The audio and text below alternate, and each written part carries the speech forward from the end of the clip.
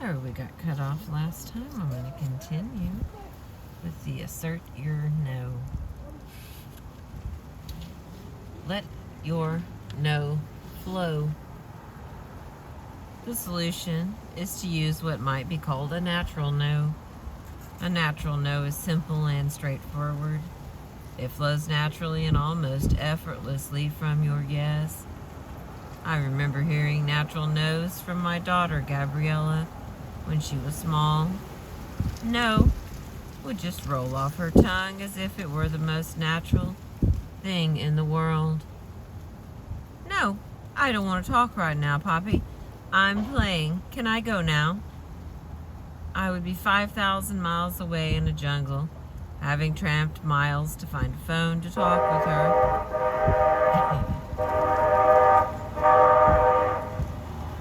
And having tried the line a half-dozen times, but I always found myself utterly disarmed because her no was so natural.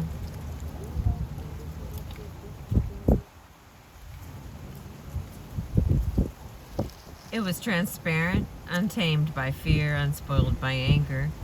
It was honest, clean, and matter-of-fact. No's get more difficult to say as we get older, and our emotions and motivations become more complex, and our sense of consequences more acute.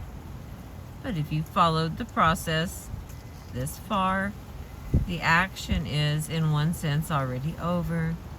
You've done the essential preparatory work. You are like an athlete who has trained hard. Now during the race, it's time to reap the rewards of that hard work. Let your no flow. Let it flow from the yes you have uncovered. Let it flow from the power you have developed. Let it flow from the respect you have offered. In this way, your no will be clear, committed, and clean. Let it flow from your yes. Perhaps the most important thing to keep in mind as you say no is your yes, the core interest, need, or value you are seeking to protect.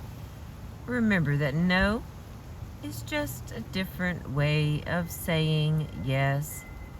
Consider how this mother stands up for her child who has special needs when a teacher wants the child to leave the class. Teacher says, "I'm sorry, Miss Taylor, but Courtney can't stay in the humanities class. She doesn't belong there." The mother says, in a matter-of-fact tone, "No, Courtney has a right to be included with her peers. We will have to find a way to make it work." Teacher, "But she's not keeping up." Mother, "Courtney has challenges, but I assure you that she will do the work." Teacher, "But she got upset the other day by the work." Mother, quiet and firm. "The reason she got upset was because she was told that she doesn't belong in the class." Courtney stayed in the class and did the work. The mother's no flowed naturally from her yes, her desire to have her child feel included. The mother did not attack the teacher, saying things like, "You are discriminating against my daughter. You told her she didn't belong in the class."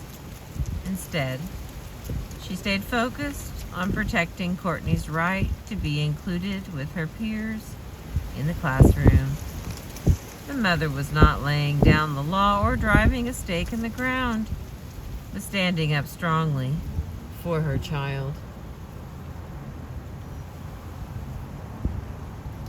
As this example illustrates, a natural no is not a rigid and inflexible position, but rather a firm stance that flows organically from your interests. Remember, you are simply using the clarity, specificity, and power of a no to communicate a yes to what matters. Imagine your no not as a wall, but rather as a strong, living boundary that protects what is important. Whereas a wall creates a visual barrier between the parties. A boundary allows the parties to see each other and stay connected whilst still setting firm limits. Let it flow from your power. Linguistic philosophers distinguish between messages that describe a situation and those relatively few messages that actually change the situation. They call the latter performative speech acts. The classic example is when two people standing in front of a minister or judge say, "I do." "I do" is not just a description of how they are feeling, it is an action. It transforms their social status from single to married. Similarly, when you deliver a positive no, you are not just describing your feelings or interests. You are conveying your commitment to a future course of action. You are not just saying no, you are ready to back it up with your personal power. Your intention is strong, and you are prepared to deploy Plan B if necessary. With your commitment, you are creating a new boundary that did not exist before. You are changing social reality.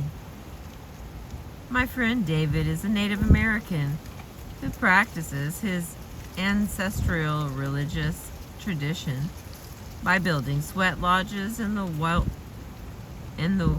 wilderness, sauna-like structures in which people pray as if they feel the heat. As they feel the heat. One dry summer, the local authorities prohibited all fires, worried about the possibility of forest fires. David is extremely careful with fire.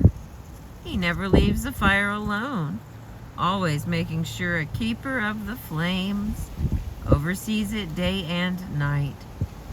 When the fire marshal insisted that David stop practicing his fire ceremonies, David did not get angry.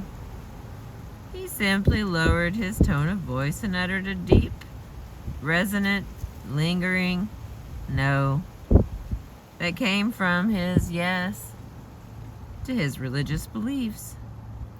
No, we will continue to practice our religion as we always have.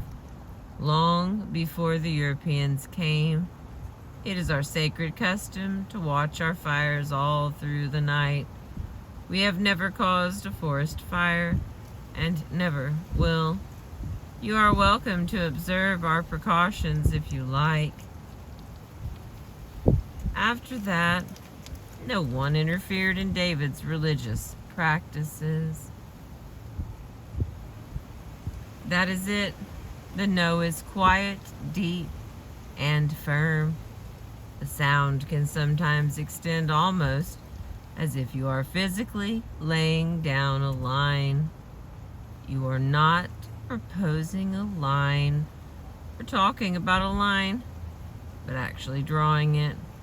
With the power that comes from your commitment, you are creating a new reality. Consider a business situation in which a no needs to be said to a key customer. With one client, we had been negotiating for about 6 months. Finally, we put together what was really our last offer. We took 3 to 4 weeks to prepare it, taking into account the customer's needs. We used our top executive to deliver it.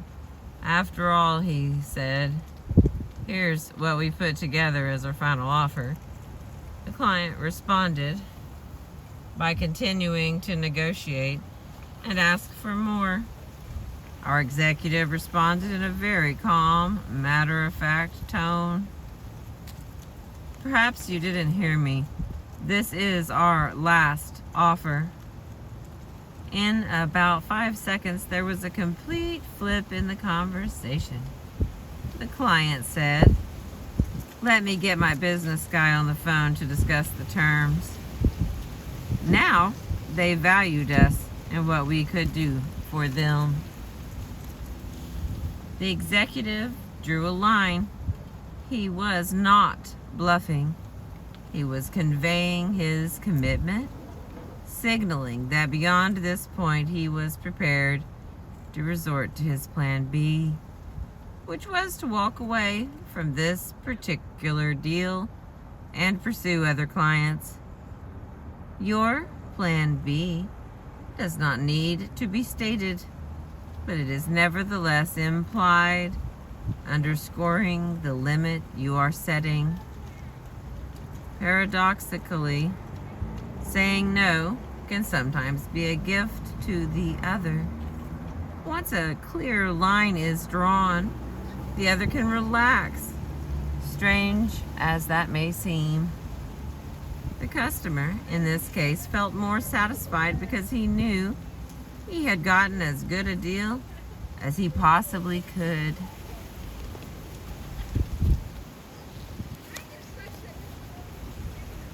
For conveying commitment, it helps to use a matter-of-fact tone, just as my friend David and the executive did. You are not attacking, but simply announcing a new fact, which is the clear limit you are setting in response to the other's demand or behavior. To get your no heard, there is no need to shout, there is no need to be aggressive, nor is there a need to placate. A firm, neutral tone will do just fine. Paradoxically, a no delivered in a low tone of voice can signal more determination than one delivered at high decibels.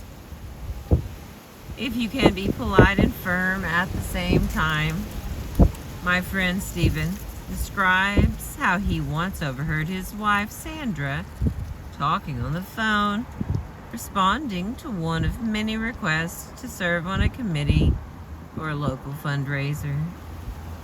It is understandable in such situations to feel at a loss for words, to start stammering an excuse or two, explaining that you are overloaded. If pressed by the caller, it is all too easy to simply give in with a sigh of resignation. Stephen's admiration, he heard Sandra reply in a calm, neutral tone.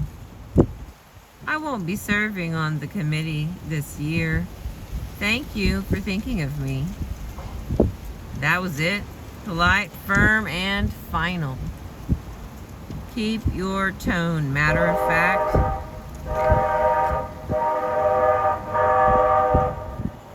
Keep your tone matter of fact and neutral, and let your no flow naturally from your power. The next part is let it flow from your respect. With a negative no, you distance yourself from the other. With a positive no, you do the opposite. You move closer. You seek to stay connected with the other through respect. When one successful Spanish bank has to inform an important client that they cannot fund a proposed investment, the matter is not left to a loan officer. The no is considered so important that it is delivered directly by one of the bank's owners. The owner doesn't just send a note or make a phone call trying to stay distant because it is uncomfortable to say no to an important customer. In fact, he does the exact opposite, seeking to bring the customer even closer.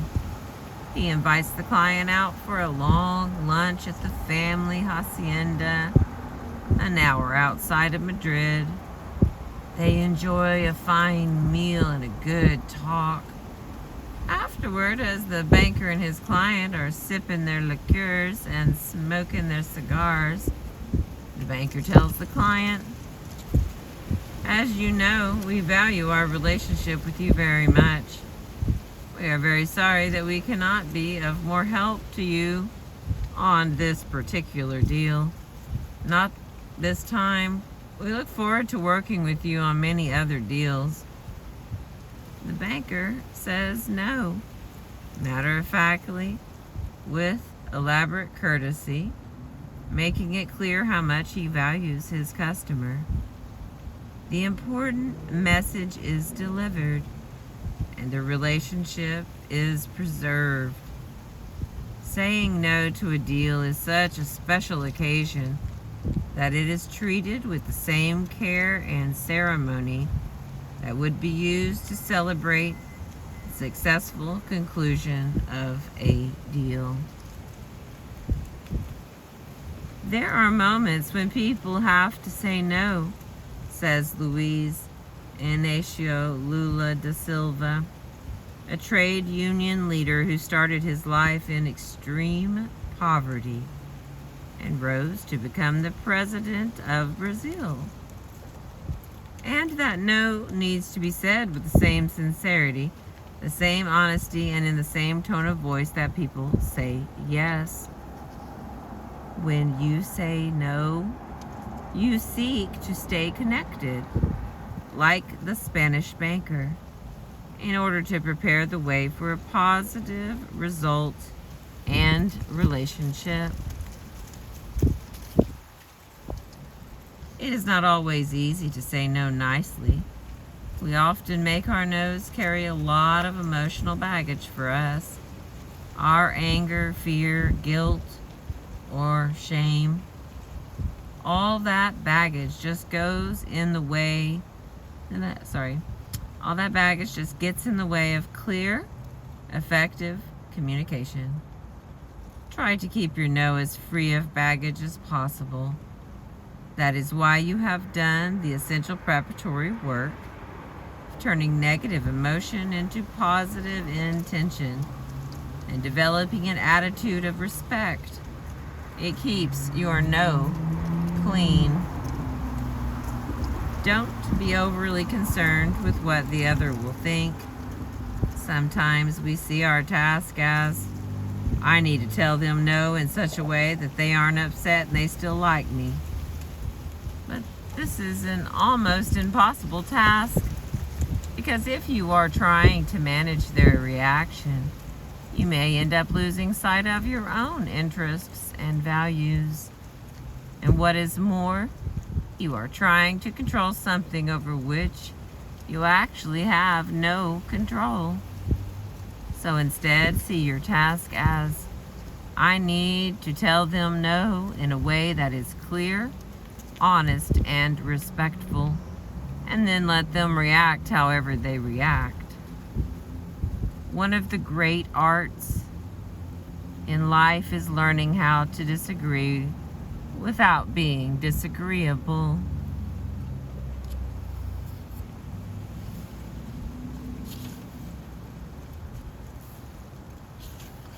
Okay, I think I'm going to stop right there. The next part will be saying no to demands. We are on page 133. I've been reading to you from William Urey's book, The Power of a Positive No. Save the deal, save the relationship, and still say no. We are in downtown Oklahoma City, and that's some of the Oklahoma City beauty. Thank you for listening and watching and being with me tonight. I appreciate you.